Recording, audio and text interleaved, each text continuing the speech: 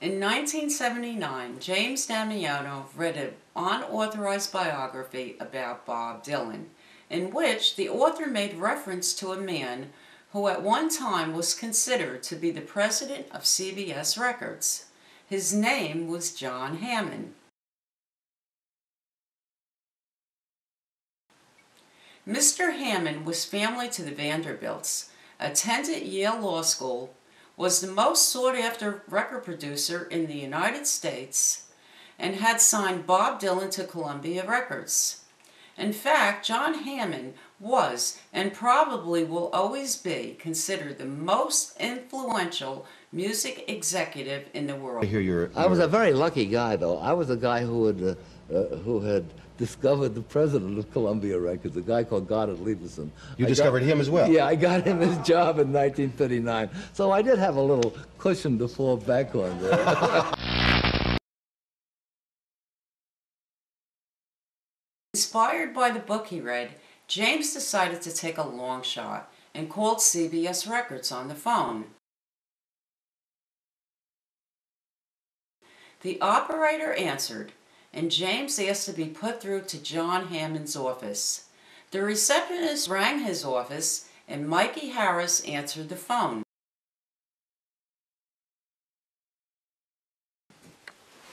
James told Mikey that he was a lyricist and asked her if she had a few seconds to listen to one lyric. She replied yes by saying, "Shoot." He then recited a lyric to her and said, "The lyric is, just think how beautiful you'd feel if you knew your love was real." Within a few seconds, he could tell Mikey liked the lyric. Before the conversation ended between Mikey and James, Mikey made it explicit that she wanted him to call again. She repeatedly told him to feel free to call her at her office. So began a relationship where they would converse through actual meetings or correspond over the phone that lasted 7.5 years. Mikey told James that her name would be appearing in the credits on Stevie Ray Vaughan's album that was released in 1983. When the album was released, it listed John Hammond Sr. as executive producer and Mikey Harris as production assistant. Stevie Ray Vaughan later recorded on Bob Dylan's Under the Red Sky album, released in 1990. James Damiano registered his first copyright with the Library of Congress in Washington, D.C. in 1982. The library registration number is PAU 409107. Titled Collective Songs by James Damiano. The computer printout of the registration describes the registration as lyric sheets and one cassette tape.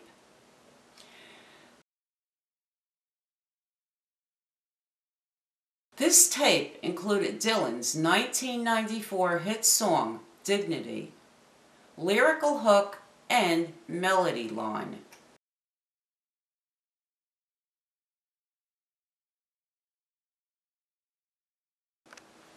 In 1994, Bob Dylan released a song titled Dignity, who he claims to have independently written. Dylan's copyright produced in this litigation by his attorneys state that Dylan's first registration made to the Library of Congress was December 5, 1991, a total of 9 years after Damiano's registration.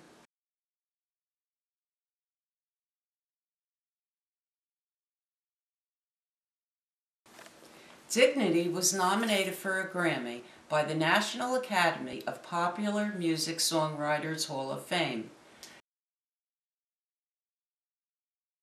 Since the beginning of his involvement with Mikey Harris, James had been sending her tapes that he recorded at home on his cassette deck.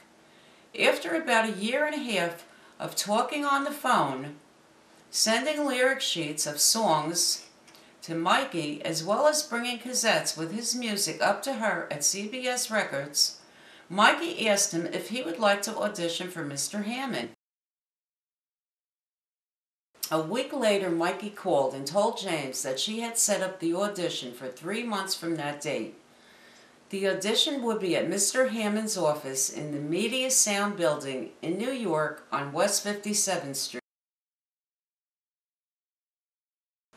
James started practicing 15 hours a day, 7 days a week. The 3 months seemed like forever. The morning of the audition, Mikey called James and told him that she would have to cancel the audition. James told her that he couldn't believe what she was telling him. She knew James had quit his job 3 months prior to practice for the audition. Mikey told James that she wanted it kept out of the media.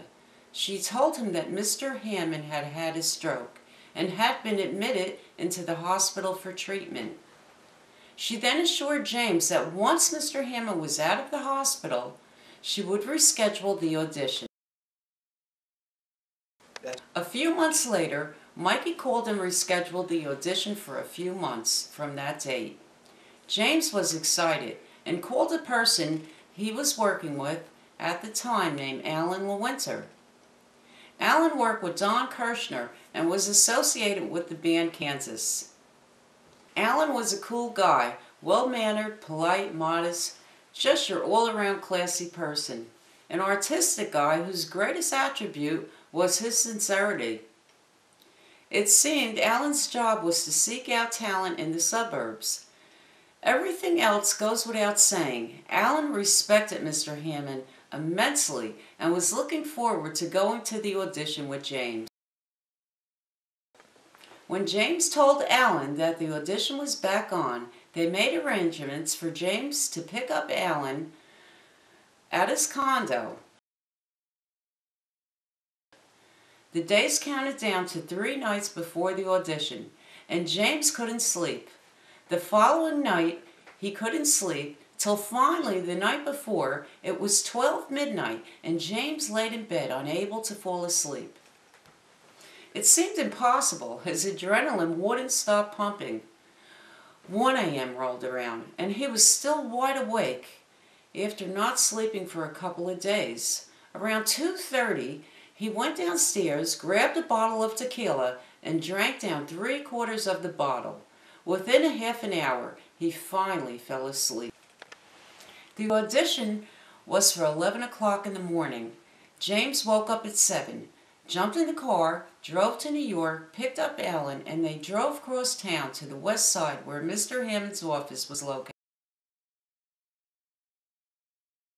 James parked the car, grabbed his guitar, and he and Alan started walking to Mr. Hammond's office when, all of a sudden, James started feeling ill, dehydrated from sleep deprivation. Alan quickly started trying to help James pull himself together with words of support by calmly saying, "You can do this." James was thinking, "He must be crazy. He doesn't understand how sick I feel." Anyway, James had no other alternative but to believe what Alan was saying to him and to simply pull himself together. They entered the building, and the receptionist called up to Mikey to tell her James was there. She hung up the phone and told them that Mikey said for them to go upstairs. When they got to the office, Mikey was waiting and quickly asked James if he'd like to tune his guitar. James replied yes, and she brought James into a recording studio where she pointed to a piano and said, "You can tune your guitar to this piano. It's the piano that Billy Joel recorded Piano Man on." The first thought James had was, now that's a dose of reality not too many musicians could swallow. And with that, he had to wonder what Mikey expected from him. His second thought was, now that's inspiration. James started tuning his guitar when all of a sudden a string broke. He put down the guitar and said to Alan, "I'll be right back." He jumped up, ran down the stairs, stopped at the receptionist, and asked her to get him some packets of salt. He ran a couple of blocks down to the car and asked the valet where his car was. The valet pointed to it, and James ran down and grabbed a case that had guitar strings. He ran back to the building. And as he ran past the receptionist, she handed him the salt.